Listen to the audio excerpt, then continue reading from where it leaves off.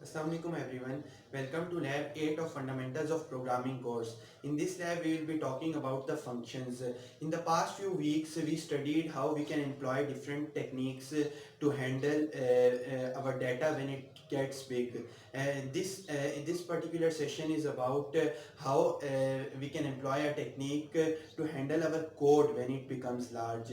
Mm, when we are dealing with more real life problems, our code is bound to become large, it becomes difficult to track what is happening at a certain place in the code. So there is a need to break our code down into certain pieces or chunks, where each chunk performs a specific task.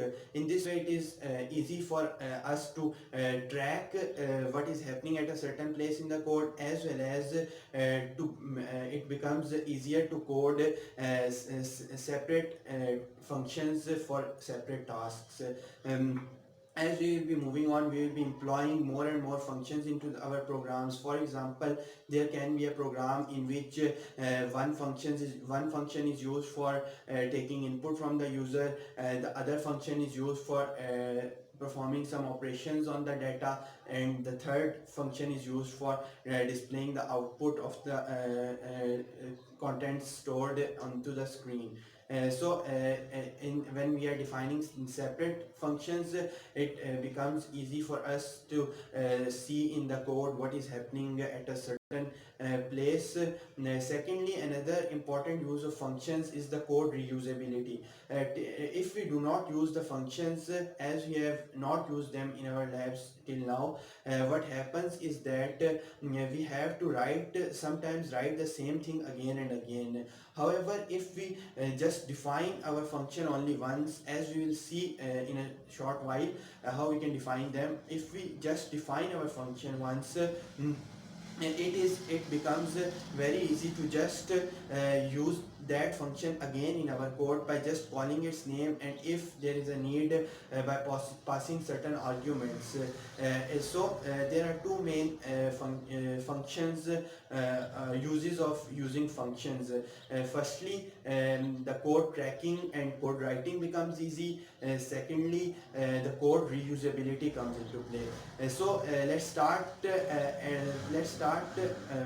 seeing how the functions can be used in our programs. Mm, there are two ways we can use functions in our program. We will be studying the first way now. This particular technique employs three different things. Firstly, we have to have a function prototype. Mm, what is prototype? Before making any product, we make a prototype. A prototype is sample of how the things will actually look like in the product. Similarly, function prototype gives us an idea of how our actual function definition will look like. I will explain it a little more in a detail in a bit. Secondly, we have the function definition. Function definition. What does function definition mean? What does our function do basically? That is written in the function definition. How is our function defined? And the third thing is the function call. Function call is used when we are in need of using that particular function. We call that function that we need to make use of that piece of code. So these are three things. Firstly, the function prototype, second the function definition, and third the function call. Let's look at the prototype in a bit of detail. As we had earlier said, that a prototype just gives us an idea how the thing will look in the product, or in the case of programming in our function definition. So as you can see, it is clearly giving us an idea of how our function definition will look like. It says that our function will have the name of adder, and we will see that in function that is exactly the same name. It also gives us an information that our function will be returning an integer value. That is the same thing that is happening, we will observe it when we will be studying function definition. And it has two different arguments that are both of integer types. The prototype is giving us an idea of how the function definition looks like. The prototype is not necessary to write in all cases. However, if we are defining our function after the main program, it becomes necessary to write the prototype first, so that when the call comes in the main program, we already know that there is a certain function named adder in our program that is defined after the main program.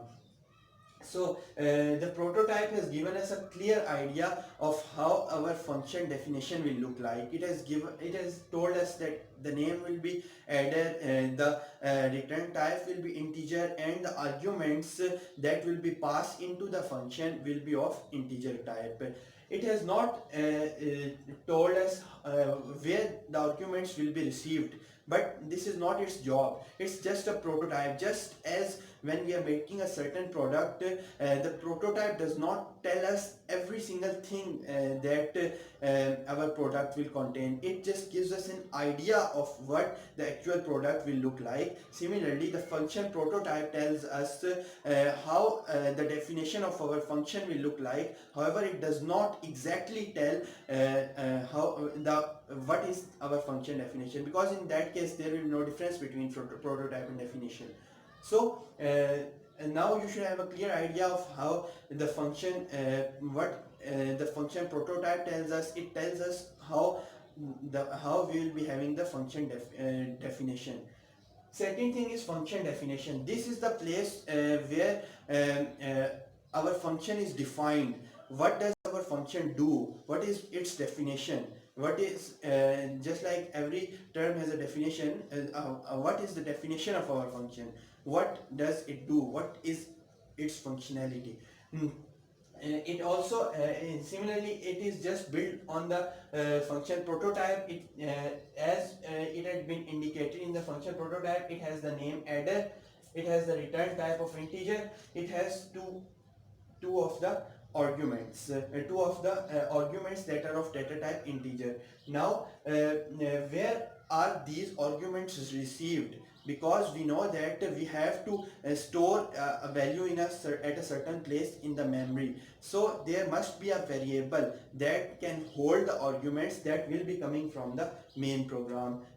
Here we will be defining clearly what are those places in the memory that will be holding the values that will be coming from the main function. Here we did not tell what will be the arguments, although we can. There is no bound on that. However, usually we place our arguments here. Next, within these brackets there is the function definition of what does the function do. Basically, function was adder, that was just doing the addition of the arguments that it was receiving. So we had to employ the third variable here to store the sum. As we added the both variables and stored its value in the variable that was in third variable that was reserved here, and we returned our variable add. We will be looking into this line when we will be talking about function call. So till now you should be clear on how what is function prototype and what is function definition, and how they are a little bit different from each other.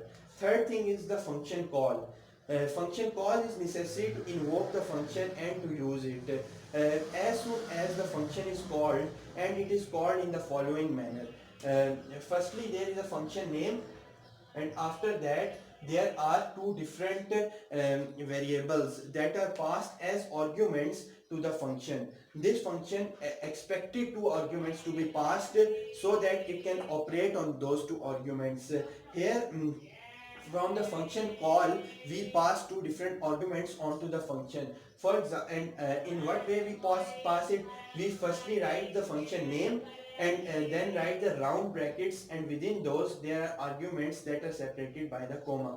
So when the function is called, this num1 is transferred to the first and this num2 is transferred to the second.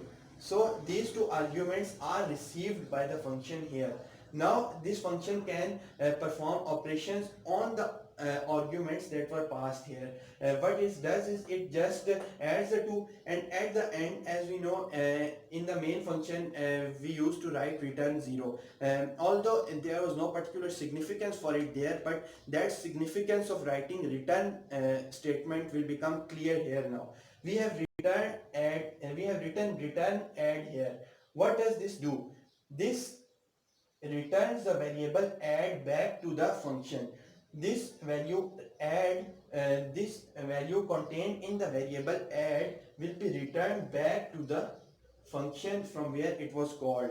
So this is the third step. Function call. Function is called by its name header. Whatever its name is in the definition, it is called by that name, and the arguments are passed on to that particular function. Num1 and num2, that were two different variables in the main program, were passed to the function adder in the variables first and second. This argument got transferred here, this argument got transferred here, and we performed a certain operation on that, and this function, after performing a certain task, returned the variable add back to the place from where the function was called. So here first will be containing the value of num1. Num1 had the value 5. So first is containing the value 5. First is containing the value 5 here, and second contained the value of num2. Num2 is containing the value 7. So our variable add will be containing the value 12. So when we will be returning add from here, add variable will be containing the value 12, and 12 will go back here, and this whole thing in the box here will be equivalent to 12. So some variable will now be holding the value 12. So this is what happens when a function is called.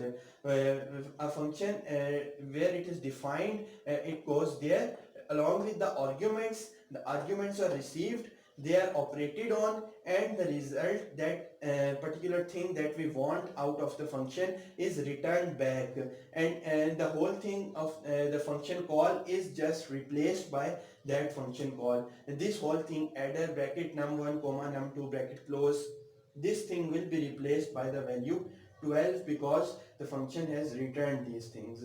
So this is one way of defining and using functions in a main program. When we do the definition after the main, the main started from here and ended here. When we define our function after the main here, what we needed to do, we needed to write prototype before main, so that whenever the function adder is called here, it is known to the compiler that there is a function named adder after the main, and that can be called without any error. So this is one of the ways of using functions in our program. Now we will be looking at another way of how we can use our functions in the program. The last way we saw that in that way the functions were defined after the main program. So it was very necessary to rewrite the prototype before the main, so that when the function is called from the main program, the compiler knows that there is a certain function, although it is defined after main, and that can handle this function called. So another way can be to define our function above the main program. Just like in this example, we will be looking at how we are performing the addition through a function. However, that particular function is defined above the main program. So as we know that our program always starts from the main, so when the code is run, it initially begins from here, the main. Num1 is assigned the value 5, num2 is assigned the value 7, sum is assigned the value 0, and here the function call happens. Function call happens here. function call happens in the similar manner. However, how the function is defined above the main function. Main is also a function, by the way. Adder was called, and adder was defined with the same name here, as it is supposed to be. Similarly, we were passing two different arguments into this function. The first argument, num1, was received in the variable first here, and the second argument, num2, will be received in the variable second here. The third variable is employed to hold the sum. The first and second, the arguments that were passed into these variables will be added together, and the value stored in variable add will be returned. 5 in here, num1 used to hold the value 5. First also holds the value 5 here, and second used to num2 hold the value 7. So 7 was passed here. Second also used to hold the value 7 now, and add now holds the value 12. So what we need to do is we return the value stored in add function to where from where it was called. So add is returned back here, and whole of this box becomes equal to 12, and sum becomes equal to 12 now. So that is how we do not need to write the function prototype if we are writing our function definition above the main program, because it is already defined above the main, and the compiler knows that whenever the function will be called, it is already defined before the main program. This is the second way of using functions in our programs. That's pretty much it from today's session. We saw two different ways how we can use functions in our programs. It was a very beginners and a simple level. We might get into the details a bit more into recursion or pass by value, pass by reference in the coming weeks.